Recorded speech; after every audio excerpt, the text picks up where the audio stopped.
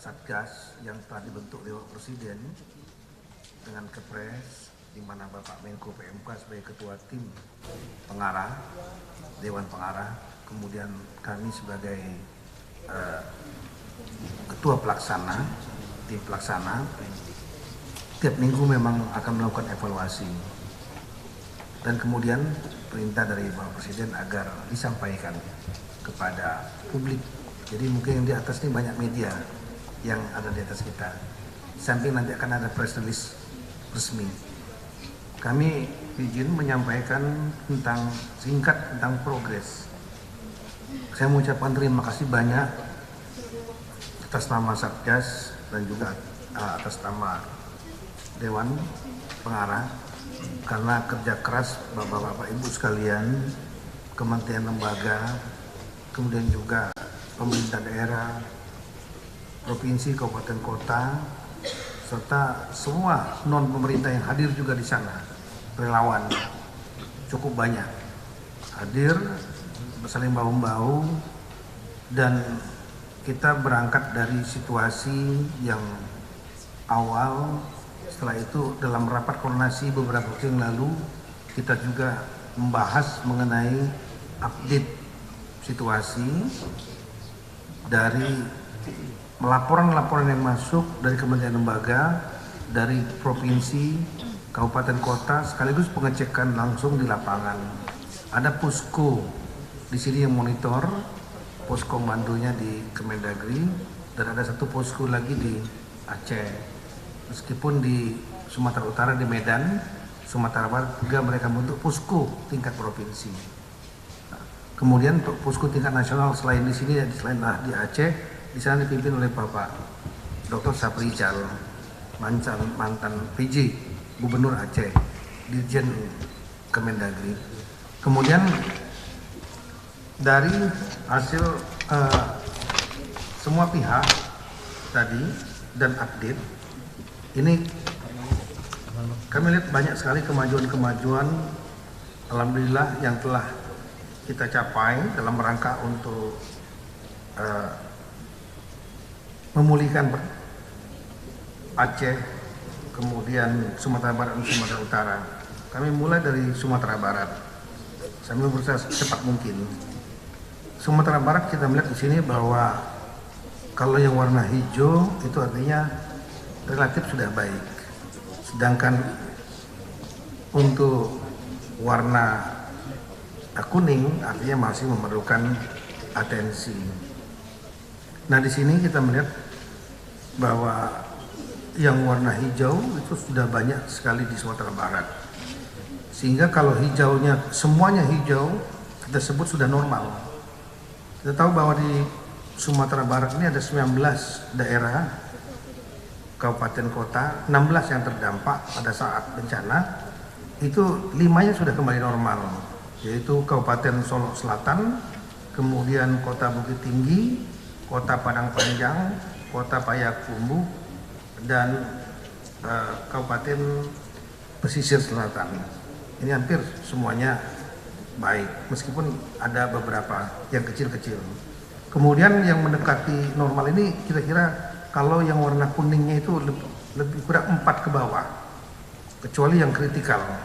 Nah, itu ada 6 kabupaten kota di sana yang sudah mendekati normal. Di antaranya Kota Solo, kemudian Kepulauan Mentawai, Kota Padang, kemudian Kota Pariaman, Kabupaten 50 Kota, kemudian Kabupaten Pasaman Barat sudah mulai membaik, sehingga yang perlu atensi khusus ada 5 kabupaten kota, yaitu nomor 1 jelas adalah Kabupaten Agam.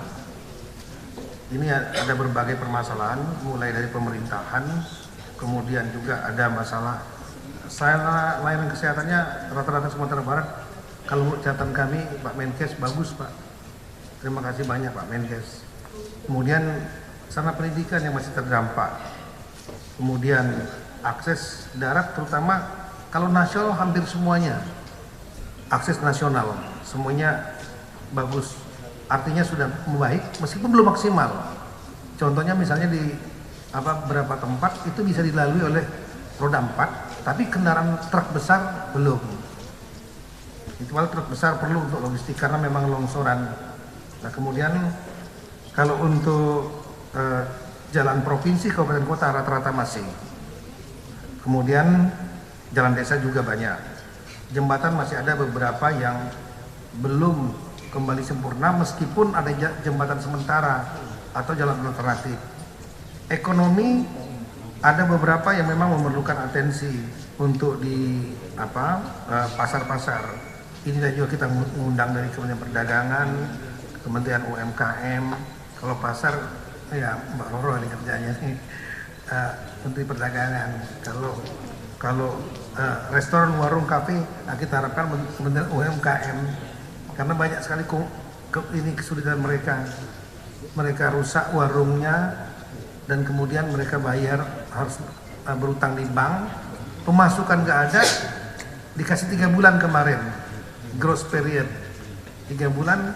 Nah mereka bingung, ini udah hampir 3 bulan, sebulan depan, tapi mereka bagaimana kami harus bayar utang sedangkan warungnya belum juga buka. Nah kemudian toko-toko di luar pasar tentu kita harapkan Kementerian Perdagangan, UMKM bisa main. Kemudian hotel penginapan, tentunya Kementerian Pariwisata, ke rumah ibadah, dan ini terutama mohon maaf dan pondok pesantren, Bapak Menteri Agama. Indikator yang lain untuk Sumatera Barat ini SPBU semuanya bagus, lancar. Listrik hanya tinggal 1 aja. Jadi itu Kabupaten Pasaman Barat ada beberapa desa yang masih belum. PDAM itu terutama di tanah datar dan padang Pariaman yang masih bermasalah, yang memerlukan bantuan dari Menteri PU.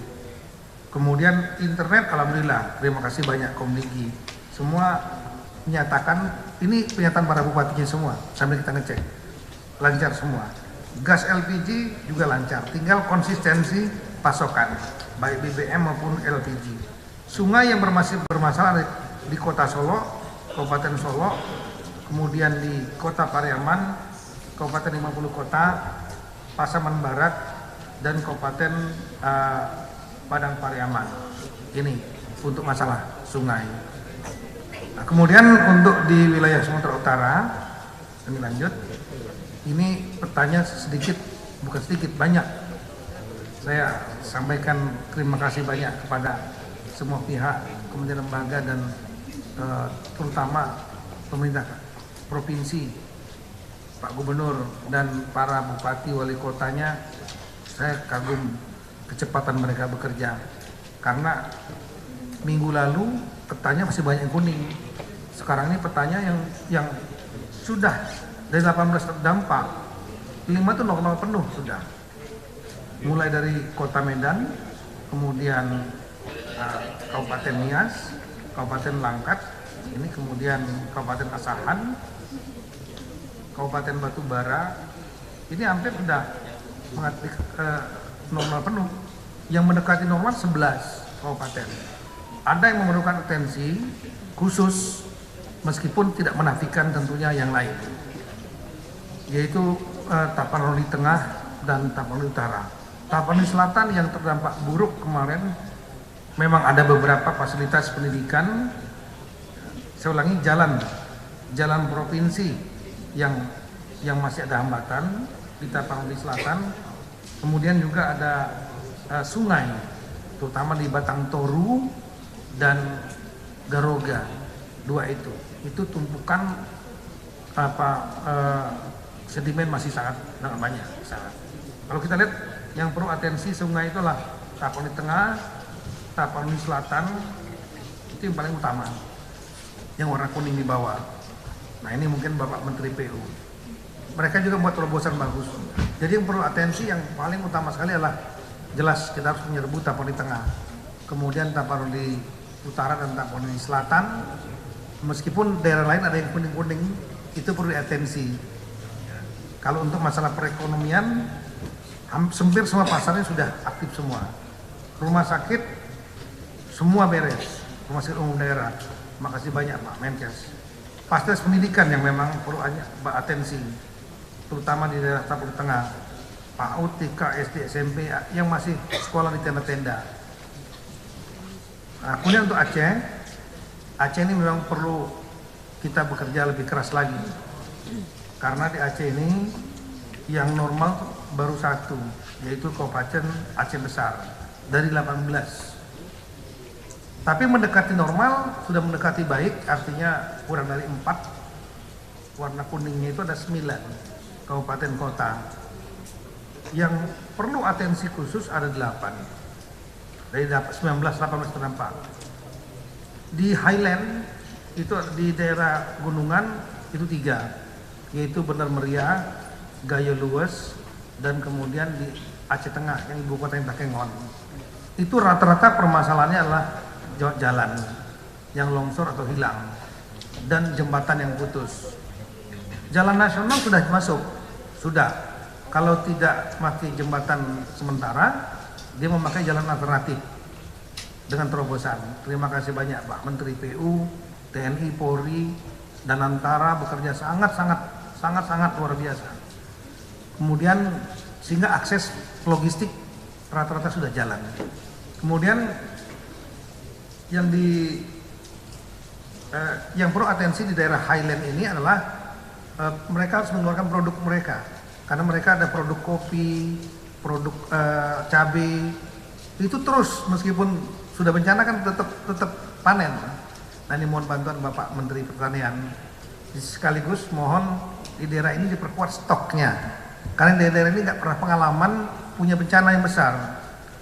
Biasanya logistik hanya 2-3 hari, mengharapkan nanti ada lalu lintas lancar. Begitu terputus jalan, mereka pengalaman di Aceh Tengah, Takengon, hari ketiga sudah hampir kekurangan logistik dan masyarakat sudah mulai panik. Tapi untung cepat waktu itu dari Bulog, Bapanas, BNPB, TNI, Polri semua bergerak drop udara. Nah, dari pengalaman itu mohon kami menyarankan 3 tempat ini untuk diperkuat stoknya 3 bulan. Dan Pak Dirut Bulog dan Bapak Menteri Pertanian, Bapak Kepala Badan Pangan sudah sangat memahami. Yang mereka banyak produksi yang nggak bisa mereka produksi, terutama adalah beras di daerah gunung itu, sama yang minyak goreng misalnya. Problem lain adalah di Tapanuli, saya ulangi, di daerah lowland yang kita harus pada yang butuh atensi betul adalah 1 Aceh Tamiang, kemudian Aceh Timur, Aceh Utara, kemudian Biren, dan Pidijaya. 5. Ini endapan lumpur jadi problem utama. Endapan lumpur yang masuk kemana-mana, dan kemudian alhamdulillah untuk pemerintahan Tamiang tadinya mati total, sekarang sudah aktif, sudah bersih. Dorongan itu pengiriman TNI Polri bertambah, terima kasih. Juga ada sekolah-sekolah kedinasan, mulai dari IPDN kemarin 1.200, kemudian juga dari BPS, Ibu Ketua terima kasih banyak Bu, 500, kemudian dari Kementerian KUM ini pas 600 orang, tarunanya, kadetnya, kemudian juga dari KKP Pak Tanggono terima kasih banyak mengirimkan 1.200 kadetnya, dan yang terakhir adalah Laksitarda dari mulai minggu lalu, latihan integrasi taruna. Gabungan ini saya memimpin apel langsung di sana, mulai dari Akmil, AAL, AAU, kemudian dari Unhan, dan dari Poltek, BSSN bergabung. Akpol juga mohon maaf bergabung semua 1.780. Jadi kekuatan di Tamiang itu mungkin mendekati TNI Polri-nya hampir 10.000 dasar. Karena memang paling banyak kolam yang terdampak lumpur. Semua, mulai pemerintahan, jalan, pasar, warung, rumah, semua terdampak di sana. Ini kami kira Tamiang ini yang masih terus kita harus kerja keras. Kemudian Aceh Timur, kotanya nggak masalah, kota ID-nya, tapi di dalam-dalamnya bermasalah. Tamiang juga di dalam-dalamnya ada beberapa titik. Kemudian di Aceh Utara, ibu kotanya Lok Sukon nggak masalah, tapi sekitarnya bermasalah. Di daerah-daerah terpencil, madrasahnya, sekolah SD-nya yang rusak dan lain-lain. Kemudian di Biren sama, kotanya juga nggak masalah, tapi di daerah-daerah pinggirannya ini scatter, terpecah-pecah. Jadi bukan satu hamparan. Kemudian yang di Aceh, saya ulangi, di Pidijaya, kota Pidijaya nggak masalah, tapi sekitarnya sama permasalahannya. Nah, khusus untuk mengenai masalah sungai, ini yang paling utama adalah Sungai Tamiang. Ini Bapak Menhan dan TNI yang mengerjakan. Nah, tapi sungai yang lain, yaitu Sungai Merdu misalnya, Pidijaya dengan Biren, Sungai Aceh Jaya, yang juga banyak sedimen, itu yang perlu atensi. Nah, kalau kita mau melihat yang paling banyak hamparan gelondongan kayu, itu sebetulnya ada di satu hamparan saja, yaitu perbatasan Aceh Timur dengan Aceh Utara. Di Aceh Timur nama daerahnya Pantai Bideri, dan di seberangnya itu Langkahan, Aceh Utara. Itulah persoalannya. Nah, ini yang perlu kita carikan solusi. Satu, untuk membersihkan sungainya. Yang kedua adalah bagaimana dengan kayu-kayunya ini. Memang kebijakan Bapak Presiden waktu rapat yang lalu, termasuk di Hambalang, arahan kepada kami, silakan dimanfaatkan masyarakat ataupun pemerintah untuk bencana. Nah, banyak yang sudah melakukan dengan cara dipotong, kemudian dijadikan papan untuk bangun rumah, jembatan, lain-lain. Tapi banyak sekali gelondongan-gelondongan kecil yang nggak bisa dibuat papan. Ada saran dari beberapa kepala daerah, Pak, bagaimana kalau seandainya itu diambil saja untuk dikerjakan oleh BUMD, dijualkan kepada pihak ketiga, misalnya PLTU. Di Sumatera Utara ada PLTU, mereka memerlukan kayu juga. Ada juga industri lokal seperti batu bata, pembuatan batu bata. Mereka nanya-nanya terus, boleh nggak ngambil kayu? Karena selama ini susah nyari kayu. Nah, ini kayu-kayu kecil yang potongan-potongan itu bagi mereka memiliki nilai ekonomis. Nah, ini mungkin Bapak Menteri Kehutanan mohon arahannya nanti. Kami menunjukkan satu saja contoh yang bagus, model bagus di penyelesaian sungai di Kabupaten Tapel Tengah. Di Aceh saya belum menemukan. Di Sumatera Barat saya belum menemukan. Tapi di Aceh, di Sumatera, ya, di Sumatera ini, Tapel Tengah, kita lihat ini dia bisa membuat apa namanya itu cepat sekali. Boleh nggak video ini diputarkan? Nah, ini dibuat di kerok seperti ini, dan kemudian dibuatkan tanggul kanan kirinya, sehingga airnya cepat langsung. Tadinya nggak mengalir, sekarang mengalir. Kemudian dibuat tanggul sehingga airnya, tanggulnya bisa digunakan kalau tadi tidak apa-apa juga bisa menjadi penahan. Nah, ini saya baru melihat di Tapel Tengah yang sudah jalan. Sementara di tempat lain belum ada yang signifikan untuk masalah sungai. Kami kira itu Bapak sekalian, jadi siap. Kami jadi secara umum kami kira kalau untuk pemerintahan kabupaten semuanya sudah lancar, kecuali Tamiang beberapa dinasnya belum, yang lain sudah nggak ada masalah. Kita juga melihat banyak daerah-daerah yang sudah kembali normal, bahkan sudah seperti nggak ada masalah, seperti Kota Langsa, Kota Lok Sumawe, itu kita ngobrol nggak ada masalah apa-apa lagi. Jadi ada beberapa daerah tadi perlu kita atensi. Nah, kemudian sesuai dengan peta ini, sebetulnya kami memiliki data detail dari yang kuning-kuning ini, titiknya di mana. Jadi dapat kita share nanti, tapi Bapak silakan nanti menyampaikan secara bergilir 10 menit mungkin, mulai dari kita lihat nanti masalah kesehatan, masalah pendidikan, di Jasmen terutama, kemudian madrasah dan ponpes dari Kementerian Agama, kemudian untuk akses jalan dari Kementerian PU, kemudian untuk TNI Polri mungkin ekonomi dari Kementerian Perdagangan, UMKM, kemudian dari sosial ini rumah ibadah ini banyak agama. Nanti jam 1 kami rapat sendiri untuk dengan khusus bantuan sosial, tidak yang diundang spesifik, langsung Zoom meeting dengan gubernur, 3 gubernur dan 52 bupati wali kota mengenai bantuan rumah dan rumah rusak ringan berat hilang, sama bantuan stimulan ekonomi oleh Menteri Sosial dengan Menteri Sosial BNPB. Tapi jam 1 tidak mohon maaf Bapak mungkin tidak hadir, tidak diundang karena spesifik bantuan sosial. Kemudian untuk terima kasih banyak kepada Stamina, kemudian Kementerian SDM, karena SPBU semuanya 52 kabupaten kota lancar. Tinggal mereka minta pasokannya, terutama solar mereka minta. Karena apa? Karena sekarang banyak alat berat masuk, tapi pakai barcode. Mulai akan diberlakukan barcode. Kalau berlaku barcode berarti berlaku kuota. Pemerintah atau kontraktor menyewa 24 jam.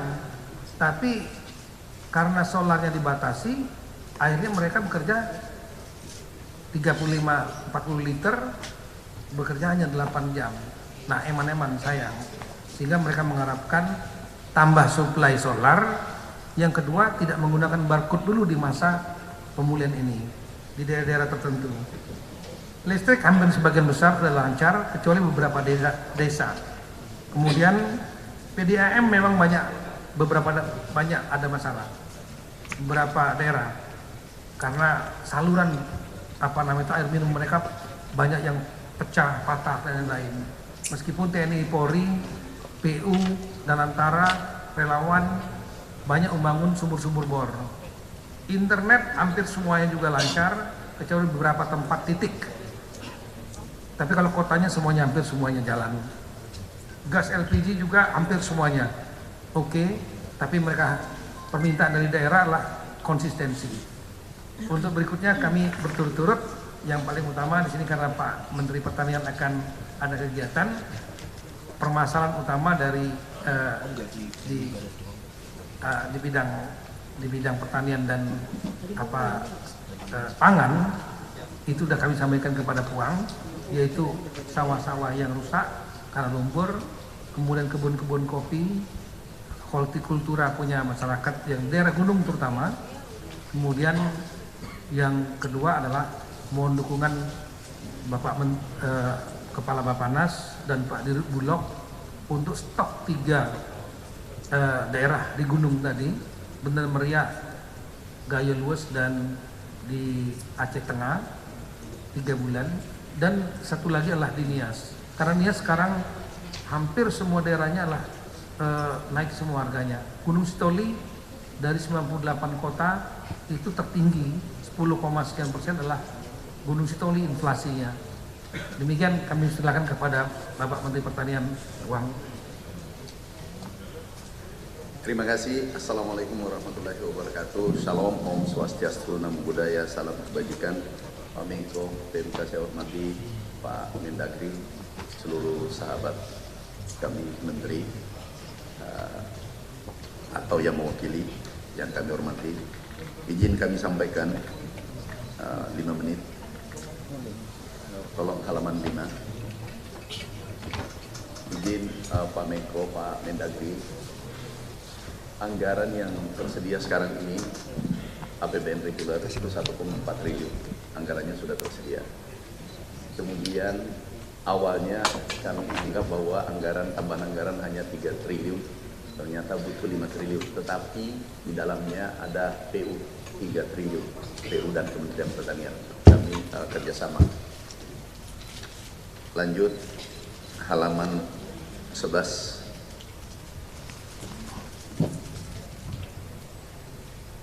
Halaman 11. Izin Pak Menko kami sampaikan bahwasanya yang rusak sawah 92,70 ribu hektar, dan itu hanya kurang lebih maksimal 10% dari total sawah yang ada di 3 provinsi. Dan ini tidak ada masalah. Kemudian bahan pangan kami siapkan di lapangan, itu bisa sampai 6 bulan, tetapi kami siapkan 3 bulan, bisa sampai 6 bulan ke depan untuk pangan khususnya beras di lapangan. Kemudian halaman berikutnya, izin Pak Menko, ini kami lihat sawah yang ada di sana yang rusak ringan, kemudian rusak sedang dan berat. Berat totalnya kurang lebih 23.000 total. Ini yang berat. Kami memulai kerja dari yang ringan. Yang ringan ini sebagian besar bisa langsung ditanam. Ternyata alhamdulillah ada kabar baik. Humus yang ada yang menimbun sawah-sawah ini adalah unsur haranya cukup baik. Bahkan pupuk bisa kita kurangi. Jumlah pupuk, kuantum pupuk bisa kita kurangi, sehingga kami langsung tanam pada saat itu. Kami turun ke lapangan dan bisa langsung tanam. Memang untuk tanam manual tidak bisa, sehingga kami menggunakan drone. Bisa kita lihat halaman ini, kami langsung menggunakan drone dan drone breaking langsung perbaikan 3 provinsi dalam waktu bersamaan.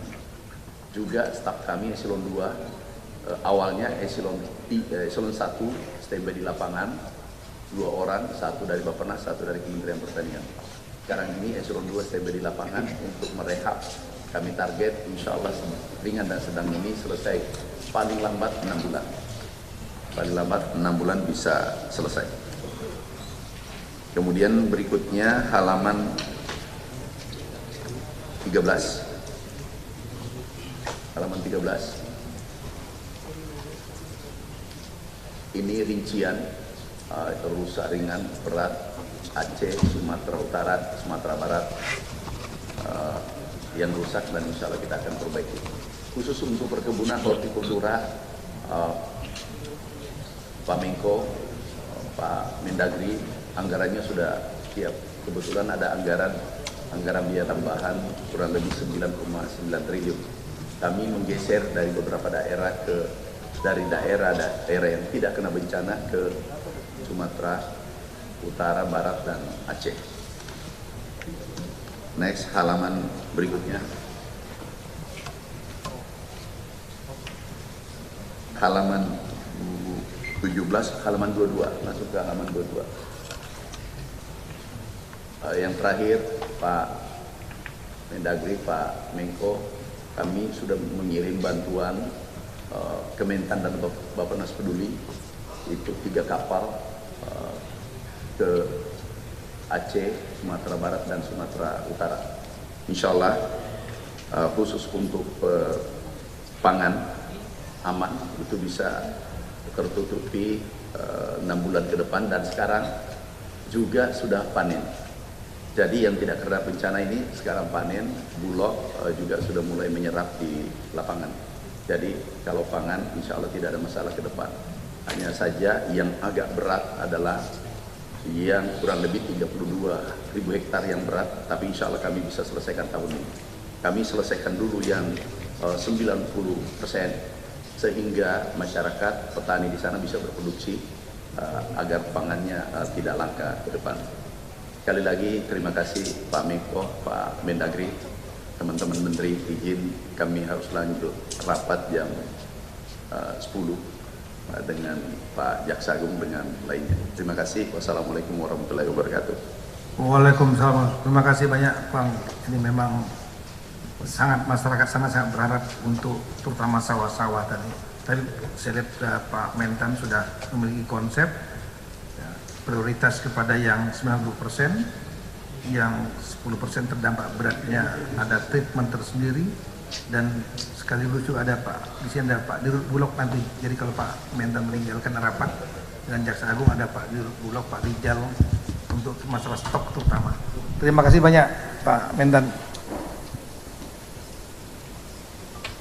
Baik, kita mungkin yang berikut ke Pak Menkes, kami persilakan 15 menit. Makasih banyak nih Pak Menkes, karena semua rumah sakitnya alhamdulillah 52 semua sudah menyatakan para bupatinya semua operasional. Terima kasih.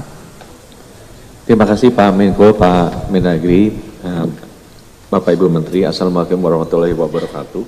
Memang update-nya kami untuk 87 RSUD yang terdampak, 9 berhenti beroperasi pada tanggal 1 Desember. Sekarang sudah beroperasi semua, walaupun belum 100% masih dilakukan secara bertahap. Ya. Tapi sudah bisa menerima pasien dan sudah juga pegawainya bisa datang. Kalau boleh ditampilkan chart saya. Kemudian kalau dari puskesmas, dari 867 puskesmas yang terdampak, 152 itu berhenti operasi. Halaman selanjutnya. Ini. Next slide. Jadi 152 berhenti beroperasi tanggal 1 Desember 2025. Nah sampai sekarang tinggal 2 yang belum beroperasi. Satu di Lokop Aceh Timur, satu lagi Jambur Laklak di Aceh Tenggara. Dan saya terima kasih sekali ke Pak Menteri PU, karena yang 2 itu sudah mulai dibangun sejak 2 minggu yang lalu dan diharapkan bulan ini bisa selesai dan bisa beroperasi.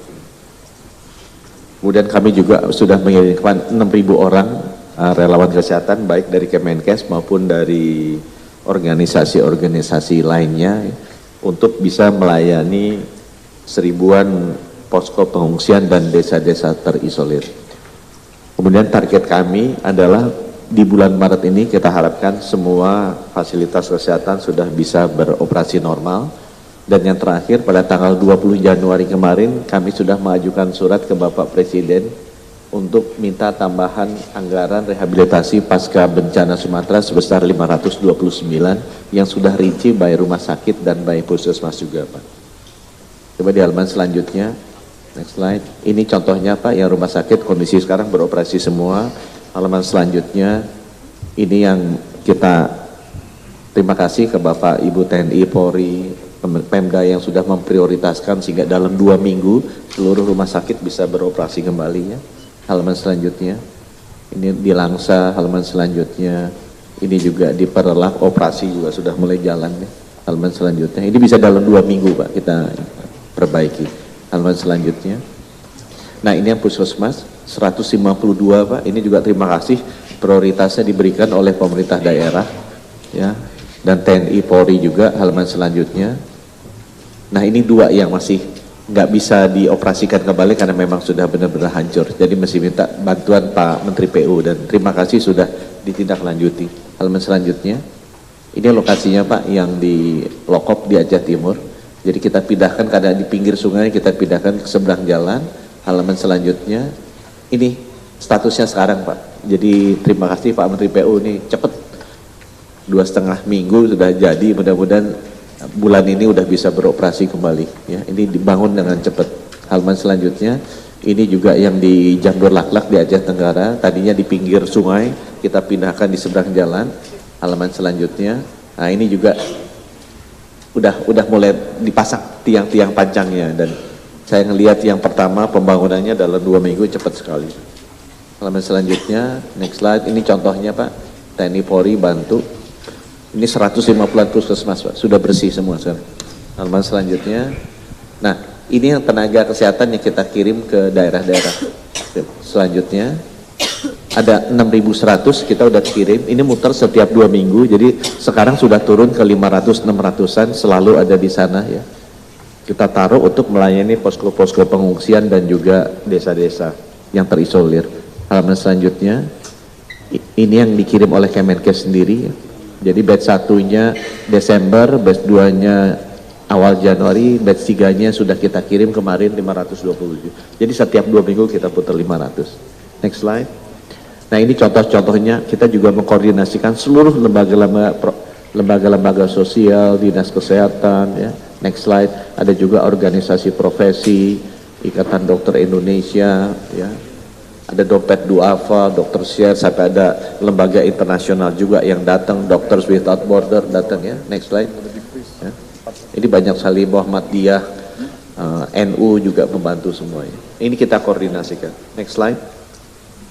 Ya. Ini contoh, ini kita campak itu penyakit yang sangat menular.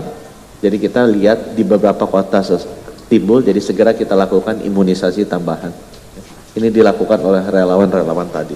Halaman selanjutnya, ini contohnya karena mereka masuk ke desa-desa yang terpencil, jadi nggak bisa layanan kesehatan, nggak bisa ke puskesmas, masyarakat saja kita datangi. Next slide. Nah, kita juga lakukan trauma healing cukup banyak, sekitar 30 setiap batch kita kirim, itu psikiater klinis untuk bisa menghibur anak-anak yang ada di sana. Halaman selanjutnya. Nah, ini tahap terakhir Pak, Maret kita mau jalankan semua. Kita sudah list apa saja yang perlu kita revitalisasi 100%, segala macam alat, komputer, mebel, IPAL, sumur bor, semuanya termasuk rumah namet nakes ya. Karena kita lihat kalau rumahnya nggak diberesin, ini yang khusus nanti saya mau minta ke Pak Mendagri sama Pak Menko PMK, kalau nakesnya, dokternya, rumahnya nggak beres, mereka juga nggak bisa kerja dengan baik. Halaman selanjutnya ini contohnya. Nah, karena sambil menunggu anggaran Pak, kita minta swasta juga berpartisipasi. Jadi ini contohnya ada kerusakan misalnya berapa yang rusak, identifikasi, bayar rumah sakit, ini alat kesehatan, nah swasta tuh ada yang donasi, udah 118, jadi sisanya sedikit sambil menunggu anggarannya. Jadi supaya bisa lebih cepat. Ini halaman selanjutnya untuk yang puskesmas, ya rumah sakit. Ini obat-obatan Pak, yang kita bantu. Halaman selanjutnya. Nah, ini saya kasih contoh misalnya mobil kan rusak semua di sana, termasuk ambulans ya. Jadi sekarang ambulans 212, kita minta bantuan lah, merek-merek itu beresin, ada yang bisa diberesin di sana, ada yang masih dibawa ke Medan untuk turun mesin. Halaman selanjutnya, next slide. Nah, akhirnya ada yang mereka lihat didonasi juga, jadi kita dapat donasi lumayan nih, ambulans ada 23 udah dapat donasi. Ya, ada yang dari Astra, juga ada dari grup-grup yang lain untuk langsung ke puskesmas. Jadi lebih cepat Pak, nggak sampai 2 minggu, 3 minggu bisa langsung beroperasi kembali. Karena ini sangat dibutuhkan. Halaman selanjutnya, nah ini contohnya Pak. Jadi Astra bantu, biasa dikirim ke rumah-rumah Bapak Menteri, Bapak Dirjen. Nah, sekarang kita kirimnya ke puskesmas untuk beresin, karena mereka lebih cepat. Jadi kan mobil itu kena banjir semua di Aceh. Dengan ini kita cepat ada yang bisa diberesin lokasi, ada yang ditarik ke Medan, itu diberesin. Dan sekarang Indomobil, Kia, semua Suzuki juga bantu beresin. Halaman selanjutnya. Nah, ini Pak yang saya butuh. Jadi banyak tenaga kesehatan kita nggak bisa kerja karena rumahnya masih berantakan. Jadi ini yang kita mau akselerasi dan kita mau dorong ini kalau bisa sebelum puasa Pak. Kita udah ada by name, by address, by foto, by Google Map locations. Nah, sekarang kita lagi kejar ini. Kita tadi mau ngejar sebelum puasa bisa selesai rumah nakes ya. Setidaknya di yang 15 juta, 30 juta dan atau direnovasi kalau rusak berat. Udah ada.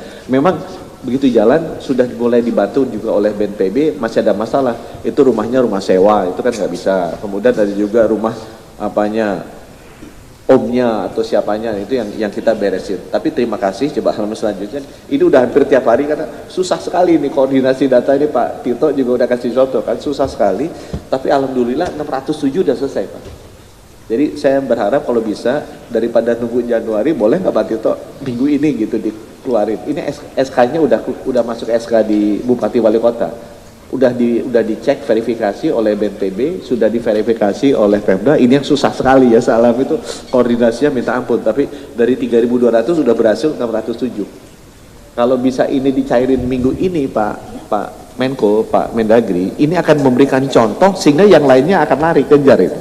Oh, udah bisa berhasil ya, karena ini susah sekali nih, saya koordinasinya susah. Kalau ini bisa cair minggu ini, nggak usah nunggu Februari, ini akan membuat daerah-daerah yang belum ini merasa loh kok dia bisa, karena nakes ini kan nanti akan bicara satu sama lain sehingga kita bisa mempercepat yang 3.200 sisanya Pak.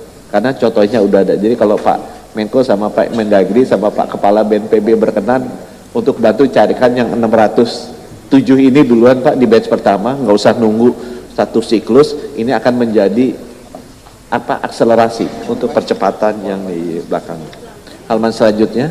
Ini contoh-contohnya Pak, kita udah lengkap dengan foto-foto juga. Ada foto, ada Google Map locations, sehingga ketahuan rumahnya seperti apa.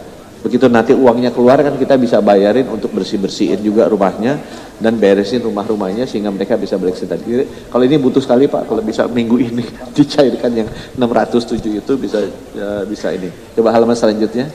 Ini contohnya Pak, kita udah kirim suratnya dan ada lampirannya, ada foto-fotonya juga, rumahnya statusnya seperti apa, dia kerjaannya di mana. Ya. Dan ini sudah ke Kemendagri juga, udah dilengkapi dengan NIK Pak. Jadi sudah dikirim rekonsiliasi, yang 607 itu udah bersih NIK-nya. Mungkin halaman terakhir saya Pak, ini juga minta tolong, dia minta tolong yang pertama kalau bisa ini cair minggu ini Pak sebagai contoh. Kemudian halaman selanjutnya ini yang terakhir. Nah ini 529, saya udah ajukan 20 Januari Pak ke Bapak Presiden, mudah-mudahan kalau bisa keluar approvalnya, tinggal, dan ini batas atas ya, karena kemarin supaya nggak nunggu lama kita minta swasta donasi juga. Kalau donasinya nanti udah turun, udah ke cover donasi, ini angka ini bisa berkurang. Tapi ini ada plafonnya supaya kita bisa segera sebelum akhir Maret bisa mengembalikan 100% operasi dari semua vaskesnya kita. Mungkin ini yang terakhir, ada nggak halaman selanjutnya? Nah ini suratnya Pak, udah kita kirimkan. Tapi suratnya ada permintaan yang lain Pak. Pak Mendagri tahu karena saya minta, DAK fisik kan hilang gitu, 11,5 triliun. Jadi semua kepala daerah datang ke saya kan mengeluh semua gitu. Jadi saya juga udah masukkan ke sini untuk pengganti DAK fisik untuk sektor kesehatan. Nah mudah-mudahan 2 itu yang sekarang kita ajukan. Tapi untuk yang tadi, itu ada yang item nomor 2 Pak. Ini tanggal 20 Januari kemarin, kalau bisa mohon dipercepat sehingga kita bisa segera merevitalisasi itu akhir Maret semuanya selesai. Terima kasih Pak Mendagri, Pak Menko. Wassalamualaikum warahmatullahi wabarakatuh. Waalaikumsalam warahmatullahi wabarakatuh. Pertama Pak, terima kasih banyak. Memang kami lihat relawannya Pak Menkes di mana-mana kita datang ke daerah terpencil di gunung maupun yang di daerah-daerah terpencil di terdampak di Longkok, Langkahan, semuanya ada, ketemu semua. Kemudian ada rumah sakit tadi, Pak, kalau dalam catatan kami, meskipun semuanya sudah beroperasi, yang mengajukan permintaan pada kita itu adalah selain Aceh Tamiang, kemudian Aceh Utara dan Aceh Timur karena peralatannya yang spesifik seperti MRI dan lain-lain. Yang lain-lain semua beroperasi. Problem yang lain adalah masalah puskesmas yang cukup banyak, terutama di Aceh. Kemudian juga di puskesmas itu ada di kecamatan, tapi juga ada juga pustu, pusat kesehatan pembantu, sama puskesdes yang juga ada yang banyak terdampak. Kami kira sama-sama kita datakan Pak. Tapi yang memang paling utama adalah RSUD-nya. Yang lain tadi sudah disampaikan mengenai masalah usulan untuk bantuan, stimulan ataupun rumah bagi tenaga kesehatan. Prinsipnya sama dengan yang lain, yaitu pengajuan usulan by name, by address oleh para bupati wali kota masing-masing, kemudian dinaikkan ke gubernur, kemudian sudah kita terima, hampir semua sudah diterima, diverifikasi oleh BPS. Nih Bu ini ada di sini bersama dengan Dukcapil, Kemendagri, supaya tidak ada yang terpelisut gitu. Karena ada beberapa daerah yang namanya double. Nah kemudian setelah verifikasi baru diajukan kepada BNPB. Ada 2 memang skema anggarannya, bantuan rumah dan bantuan perorangan. Bantuan rumahnya ringan 15 juta, 30 juta untuk sedang, dan yang berat indeksnya 60 juta itu adalah bentuk diganti. Kalau digantinya itu mintanya di tanah sendiri dibangunkan, namanya in situ, itu oleh BNPB. Tapi kalau satu hamparan kompleks oleh Kementerian PKP. Di samping itu Kementerian Sosial juga punya program bantuan, mulai uang lauk 15.000 per orang per hari, kemudian perabotan 3 juta, stimulan ekonomi itu 5 juta. Nah ini persoalannya adalah kami tanya kepada Pak BNPB, data-data yang sudah masuk sudah diserahkan, kemudian diverifikasi oleh BPS, sebagian besar sudah, dan sudah diserahkan kepada, kami serahkan BNPB. BNPB memerlukan impres untuk percepatan pembayaran. Impresnya sudah keluar minggu lalu. oleh Pak Presiden. Tinggal bolanya sekarang adalah uangnya dari Kementerian Keuangan itu untuk masuk ke BNPB. Nah mungkin Pak dari Dirjen Anggaran bisa jelaskan dikit nih Pak, karena supaya nggak macet di situ juga. Anggaran khusus untuk masalah ke BNPB yang untuk pemberian rusak ringan, rusak sedang, masyarakat juga semua menunggu Pak di sana. Silakan Pak. Izin Pak Menteri, yang kami hormati Pak Menko, Bapak Ibu Menteri, Bapak Wakil Menteri, para lembaga, Bapak Ibu sekalian hadir, Pak Pejabat Tinggi Media pertama, Bapak Ibu sekalian. Melengkapi saja atau menjawab pertanyaan Pak Menteri, Pak Mendagri tadi, bahwa kalau untuk anggaran ini kami sudah koordinasi di tahap terakhir dengan Pak Menko PMK. Waktu itu isunya adalah kalau semua data sudah tersedia itu kita bisa segera salurkan. Kalau itu ada isu kasusnya terkait dengan duplikasi dan sebagainya. Jadi kalau diputuskan lewat BNPB, lewat Kemensos, itu juga itu yang kita tunggu sebetulnya. Jadi kalau semua sudah clear, nanti bisa diajukan ke kami, nanti bisa kita penuhi Bapak ABT-nya untuk pemenuhan tadi pemberian berbagai tadi tunjangan tadi atau dukungan tadi. Jadi waktu itu yang seingat saya sebelum putus apakah lewat BNPB atau lewat Kemensos misalnya Pak. Itu mungkin yang harus dikliarkan dulu. Siapa nanti yang bertanggung jawab untuk bisa kita salurkan anggarannya lewat mana Bapak. Demikian Pak Mendagri. Mohon maaf kalau boleh menanggapi yang pertama, kalau untuk bantuan rumah yang ringan, sedang itu melalui BNPB. Selama ini mekanismenya masuknya ke DSP BNPB. Dan BNPB memiliki jejaring melalui BPBD, Badan Penanggulangan Bencana Daerah masing-masing, itu kakinya. Itu bisa cepat dilakukan. Kalau untuk yang rusak berat ini, yang indeksnya berjuta, kalau itu dibangun in situ, artinya masyarakat punya pilihan mau dibangunkan di tanahnya miliknya dia. Ini memang agak ribet kompleks, maka kesepakatan dengan Kementerian PKP itu dibangun oleh BNPB. Tapi kalau dalam satu komplek, satu hamparan, itu dibangunkan oleh Kementerian PKP. Itu nanti datanya sedang kita kejar. Nanti siang jam 1 rapat. Kemudian khusus untuk masalah pembiayaan perabotan 3 juta, bantuan ekonomi 5 juta, serta biaya untuk bantuan namanya jaduk, jaminan hidup, uang lauk 15.000 per orang per hari. Itu pendataannya oleh bupati masing-masing, wali kota, didampingi oleh BPS dan juga didampingi oleh kejaksaan dan kepolisian, Kapolres dan Kejari, supaya tidak salah.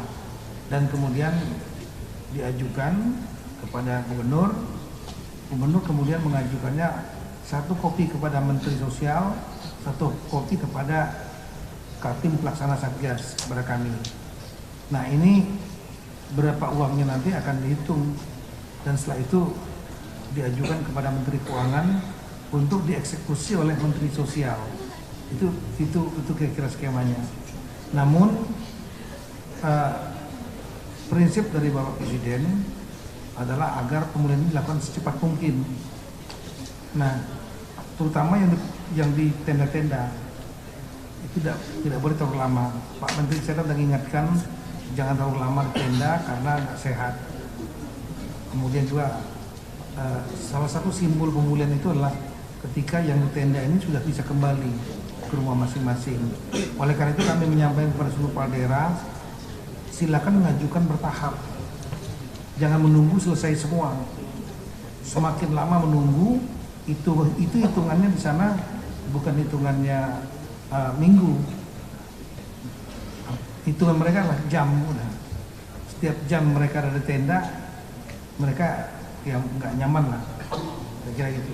Jadi berapa dapatnya segera untuk diajukan, karena ini beda banget.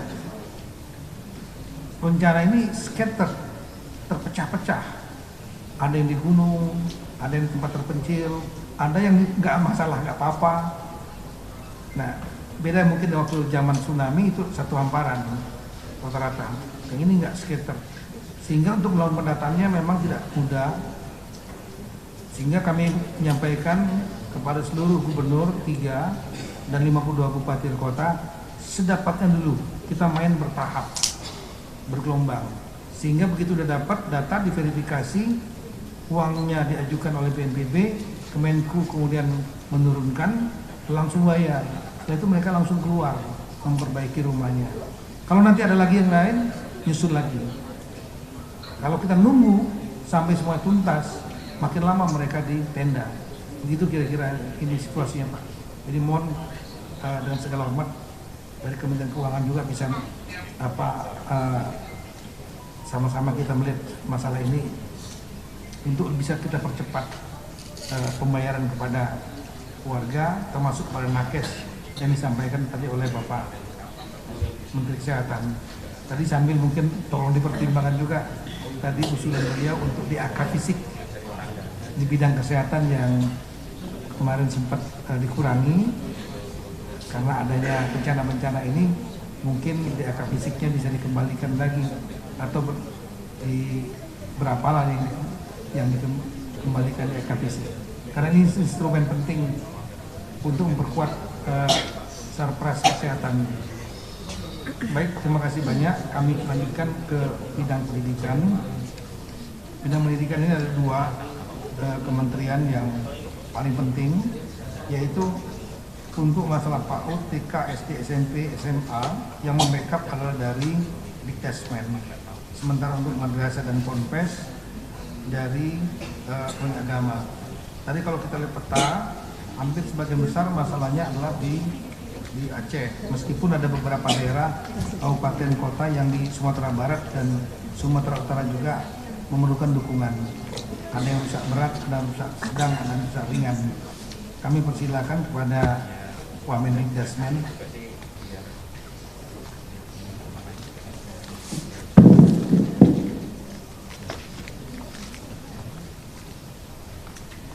Assalamualaikum warahmatullahi wabarakatuh. Selamat pagi, salam sejahtera untuk kita semua yang saya hormati Pak Mendagri, Pak Menko, dan Bapak Ibu Menteri, Wakil Menteri yang saya muliakan. Baiklah, saya menyampaikan progres dari penanggulangan bencana di Aceh, Sumatera Barat, Sumatera Utara yang terkait dengan pembelajaran. Secara total, jumlah sekolah yang terdampak di 3 provinsi itu 4.859 dengan proporsi yang terbesar di Provinsi Aceh yaitu 3.703, di Sumatera Barat 527 dan Sumatera Utara 1.259. Namun alhamdulillah sampai saat ini untuk proses pembelajaran di ketiga provinsi tersebut sudah terlaksana 100% untuk proses pembelajarannya. Yang masih tersisa dan harus segera dilaksanakan adalah perbaikan sarana fisiknya.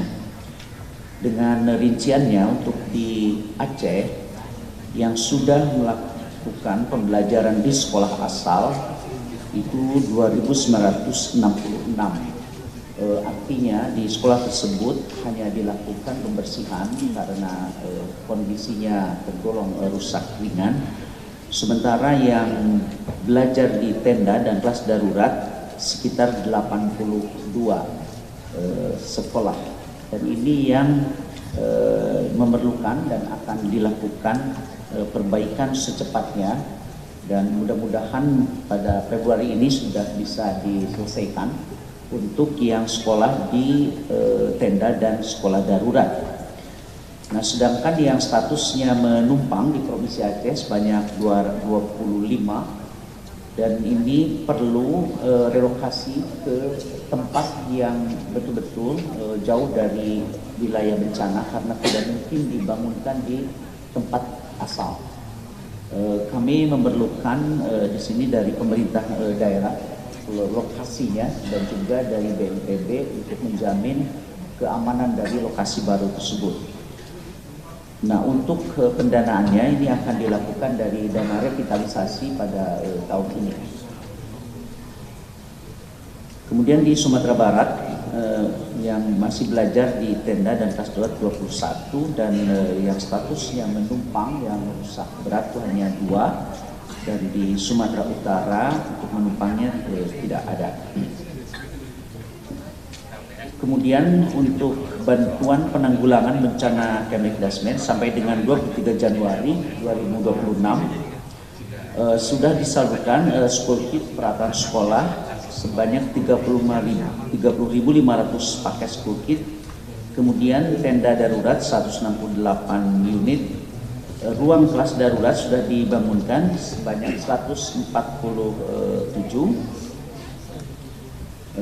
dan dana operasional pendidikan darurat sudah disalurkan kepada 1.339 satuan pendidikan sebesar 12,2 miliar. Tunjangan khusus guru untuk di wilayah bencana ini selama 3 bulan sudah disalurkan kepada 16.467 guru senilai 32,9 miliar. Kemudian juga pemberian buku pembelajaran sudah disalurkan sejumlah 147.670 buku, dan juga untuk dukungan psikososial khusus para siswa khususnya sudah terlaksana di 680 satuan dengan nilai 2,7 miliar. Ini juga beberapa gambaran yang sudah kami lakukan. Pemberian alat permainan edukatif untuk PAUD, kemudian juga pemberian bantuan untuk peningkatan mutu SMK di Aceh khususnya, dan pembersihan sekolah untuk yang tergolong kategori ringan yang pembelajarannya sudah mulai tanggal 5 Januari ini di Padang Pariaman, kemudian di Aceh Tamiang. Upacara hari pertama sekolah sudah dilakukan serentak di 5 Januari. Dan khusus untuk Provinsi Aceh pada tanggal 5 Januari 90% guru sudah hadir. Nah, siswanya 70% karena berbagai kendala, antara lain transportasi yang belum memungkinkan mereka untuk hadir pada tanggal 5 Januari. Contoh juga ruang kelas darurat yang dibangun di SD Negeri 5 Batang Anai, Kabupaten Padang Pariaman, sebagaimana terlihat di sini. Kemudian juga di SD 05 Batang Padang Pariaman. Kemudian ruang kelas darurat SMA 1 di Kabupaten Aceh Utara. Ini salah satu kabupaten yang cukup parah dan kami sudah melakukan peninjauan ke sana. Nah, ada beberapa yang masih berlangsung pembelajaran di tenda kelas darurat. Ini khususnya untuk yang kelas berat, ya, yang rusak berat maksudnya. Kemudian kami bisa laporkan juga ini di halaman 20, ya. Capaian minggu kedua Januari pada tahun 2026 dilakukan rapor percepatan rekonstruksi pasca bencana dengan Dinas Pendidikan se-Provinsi Aceh dan Sumatera Barat. Sudah dilakukan penandatanganan perjanjian kerjasama program revitalisasi bagi 220 sekolah senilai 174 miliar di Aceh dan Sumatera Barat. Dana revitalisasi sekolah sudah cair sebesar 23,3 miliar. Kemudian bantuan percepatan pembersihan sekolah untuk 122 di wilayah Aceh sebesar 2 miliar. Pelatihan dukungan psikososial untuk situasi darurat bagi 222 sekolah dan 1.225 guru. Buku teks pelajaran dan buku non-teks sudah tersalur melalui unit pelaksana teknis kementerian sebanyak 147.000 eksemplar. Demikian pula untuk penyaluran school kit dan bantuan voucher sebanyak 30 sekolah serta family kit sebanyak 500 guru. Penyaluran bantuan khusus bagi guru terdampak bencana 16.647 guru sebesar 32,9 miliar. Aneka tunjangan guru di wilayah bencana tidak mempersyaratkan beban mengajar. Total dana tunjangan sebesar 500,89 miliar dan sudah cair. Kemudian bantuan operasional satuan pendidikan BOSP sudah tersalur ke 29.000 satuan pendidikan di kabupaten terdampak senilai 1,98 triliun. Persyaratan penyaluran juga sudah diberikan fleksibilitas, termasuk dalam penggunaannya sesuai kebutuhan sekolah. Rencana minggu ketiga Januari 2026, satu, pemberian bantuan ke Aceh dan Sumut berupa school kit sebanyak 5.510 paket. Rakor percepatan rekonstruksi pasca bencana dengan Dinas Pendidikan se-Provinsi Sumatera Utara pada 27 sampai dengan 30 Januari. Lanjutan verifikasi lapangan sekolah terdampak di wilayah Sumatera Utara, Aceh, dan Sumatera Barat. Lanjutan penandatanganan PKS revitalisasi sekolah terdampak di Sumatera Utara, Aceh, dan Provinsi Sumatera Barat. Pelatihan dukungan psikososial di 33 tenda dan 20 sekolah di Aceh. Kemudian penyaluran bantuan pemerintah berupa peralatan sekolah sebesar 60 miliar dan pengusulan bantuan darurat melalui APT. Penyaluran buku teks pembelajaran sebanyak 27 eksemplar di Sumatera Barat, 11.000 eksemplar di Sumut, dan 55.000 di Aceh. Dan pendampingan praktek baik dan model pembelajaran darurat bagi sekolah terdampak bencana di Aceh, Sumut, dan Sumbar. Secara umum kami sampaikan kembali bahwa pembelajaran sudah berjalan 100%, tinggal sarana fisiknya khususnya di yang termasuk kategori rusak berat yang relokasinya memerlukan keakurasi dari lokasi tanah. Demikian. Terima kasih. Terima kasih banyak.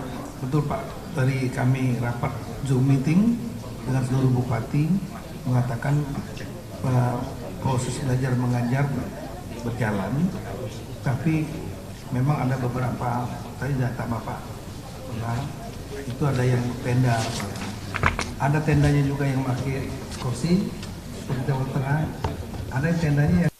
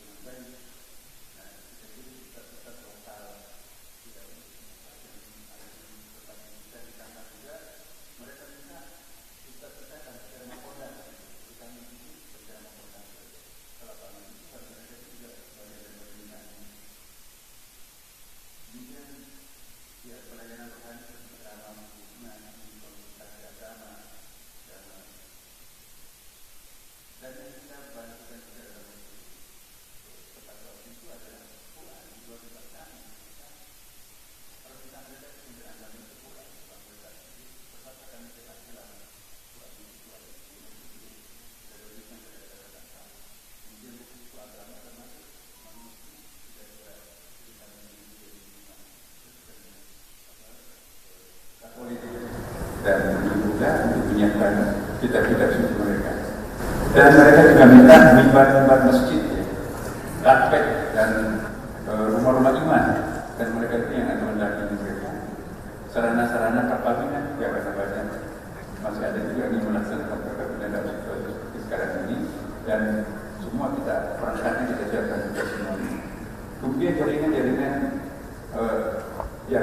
mereka juga di Zoom mengikuti ceramah-ceramah di tempat yang lain karena dia tidak bisa mengakses di lapangan, dia tidak jaringan Zoom ceramah. Agama bukan hanya agama Islam, tapi agama lain kita lakukan sama. Kita kirim pastor dan pendeta, kiai yang diminta oleh mereka untuk pergi ke datang ke tempat. Nah, majelis taklim ini banyak sekali peranannya Bapak sekalian itu. Dan itu ada asosiasi majelis taklim dan di bawah Kementerian Agama ada 220.000 majelis di Indonesia. Mereka telah melakukan koordinasi untuk membantu majelis taklim yang ada di daerah terdampak. Mereka membantu menggunakan sajadah, bahkan juga termasuk peralatan masjid, sound system, listrik. Kemudian juga penitipan santri-santri, pondok santri ini tempat-tempat yang bahkan sampai ke Jawa itu menerima titipan santri dari pesantren yang terdapat di lokasi.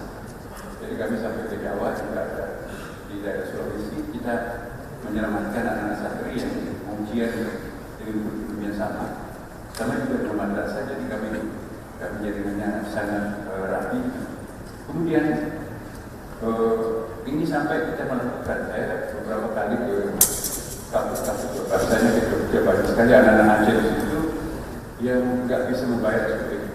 Saya langsung ke tempat jadi dia nggak boro-boro, rasanya juga nggak tahu apa kondisi itu atau tidak. Nah ini harus bayar rumah kontrakan, harus bayar SPP, dan alhamdulillah ada hasil itu. Jadi rumah kontrakan itu membebaskan anak-anak kita yang dari Aceh dan dari Sumatera Utara, Sumatera Barat itu. Kemudian kuliner, ada merek kuliner di situ, ada pakai merek itu, dan gratis untuk anak-anak terdampak Aceh. Sama juga di Surabaya kami juga. Jadi sampai sejauh itu kami melakukan yang proses ini. Kalau kita datangkan berapa angkanya itu sangat mahal, tapi semuanya serba gratis. Kemudian juga rumah ibadah, Bapak. Memang betul satu kesulitan kami di tenaga karena anggaran yang dialokasikan untuk rumah ibadah itu Kementerian Agama itu sangat sedikit, sangat kecil. Beda dengan madrasah yang ada undang-undangnya harus dibiayai. Jadi rumah ibadah itu memang kita berikan kepada sepenuhnya pada pemerintah daerah setempat itu untuk mengatur pembangunan fisik. Yang ada pembangunan fisik dan agama itu masih tidak apalagi. Tapi kami juga tidak kehabisan akal, kami juga memiliki kemampuan tersendiri untuk menggarap apa yang kami sedangkan dengan Kementerian Peduli. Kementerian Peduli ini ada Pasnas, ada PBI, ada lembaga-lembaga keuangan Islam yang juga ada sebagainya. Nah kami mengumpulkan juga lumayan, kami mengumpulkan kemarin 9,3 miliar. PBI digunakan untuk pembangunan rumah ibadah sehingga mereka musalah, langgar, lunas itu bisa dipakai Ramadan di masa akan datang. Dan Bapak Ibu sekalian, untuk dana saya masuk ke bantuan berisi. Ada hikmahnya, Kementerian Keuangan itu agak sedikit terlambat mencairkan dana Kementerian Agama di last minute ini karena ada jaga persoalannya di mana. Tapi ternyata dana yang sebesar itu kami bisa alokasikan untuk memberikan prioritas kepada daerah terdampak. Maka kami punya APBN 66,4 miliar lumayan untuk bagikan Kementerian Agama yang ada di situ. Jadi total tersalurkan ini 75,82 miliar yang kita serahkan ke Aceh 22,88 miliar, Sumatera Utara 21,79 miliar, dan Sumatera Barat 11,56 miliar. Dan untuk madrasah yang terdampak juga kami bekerjasama dengan saudara kami di Menteri BU karena urusan pembangunan fisik di Kementerian Agama masih kita sebut yang kita serahkan ke Menteri BU. Ya,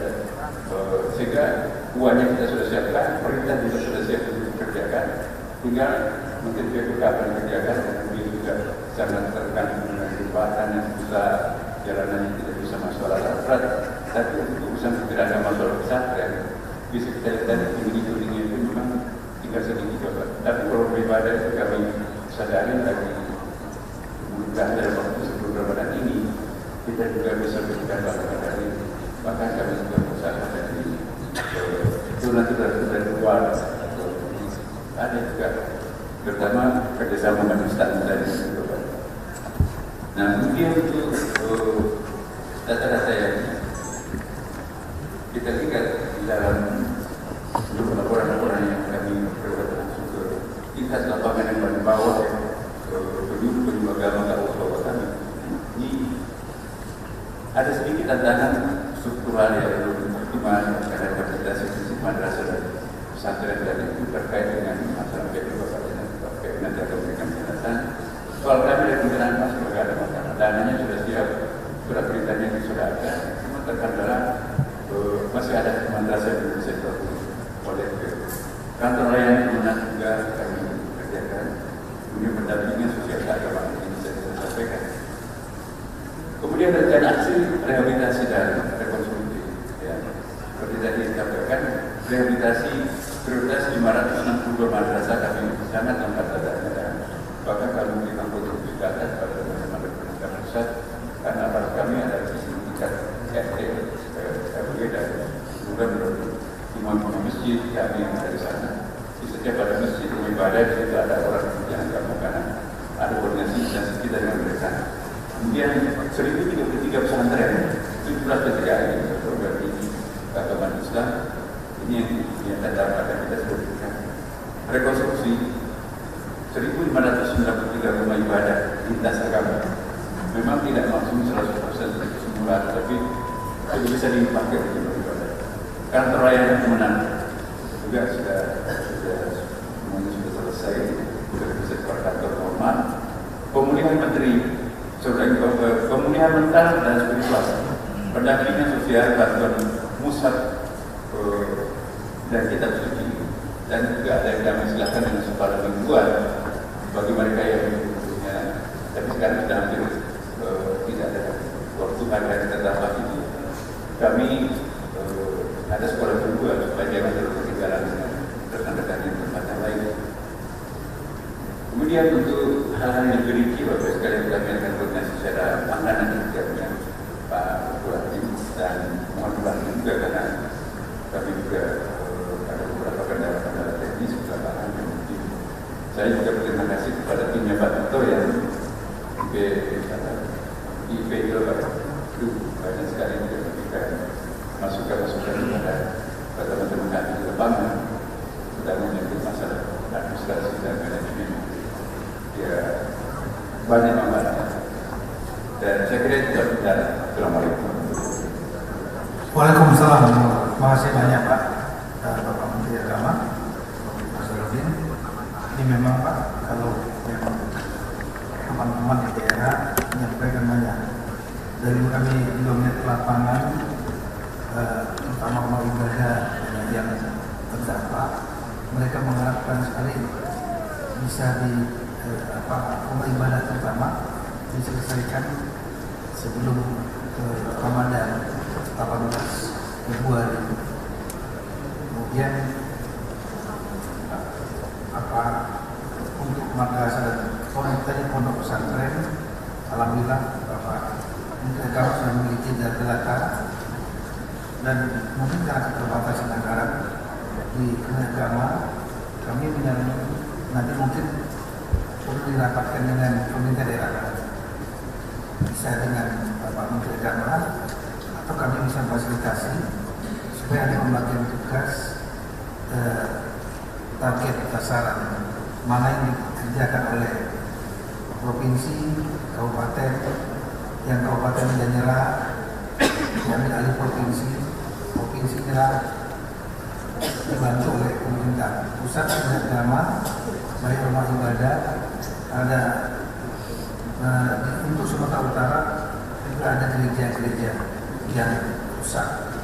Kemudian pondok pesantren tadi Pak, karena di daerah ada kebijakan dari Kementerian dari Bapak Presiden, yaitu tadi mengembalikan transfer keuangannya yang kalau di total itu sekitar 10 triliun. Nah, tinggal Pak Dirjen Anggaran, Pak Ruki dan juga Dirjen Perimanan, nanti Pak Askolani, kami sangat berharap betul ini datanya kita paparkan waktu di Ambalan dengan Pak Presiden. Ada juga Pak Menkyu, ada 2 opsi yang dibantu apakah daerah terdampak saja atau satu provinsi. Presiden memilih satu provinsi atas usulan dari Menteri Keuangan, itu 10 triliun lebih tadi. Nah, ini mohon kalau dari kami menugaskan Dirjen Keuangan Daerah Pak Agus Patoni koordinasi dengan Pak Askolani dan Pak Luki, mohon betul dengan segala hormat karena ini perlu kecepatan supaya dana transfer yang spesifik tambahan ini akan diprioritaskan untuk menangani bencana, sehingga daerah memiliki kekuatan fiskal mereka.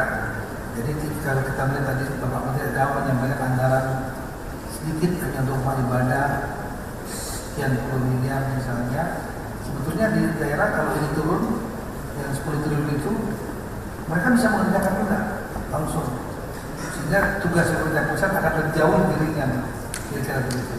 Saya mau juga, jadi mohon juga dari Pak Menteri dalam ini ada kendala-kendala teknis yang sifatnya regulasi yang kami hadapi di Kementerian Agama Bapak ya.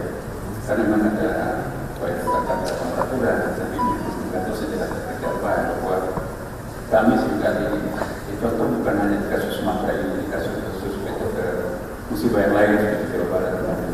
Jadi pemerintah daerah itu seringkali beralasan bahwa kami tidak mengurus madrasah dan urusannya adalah pusat.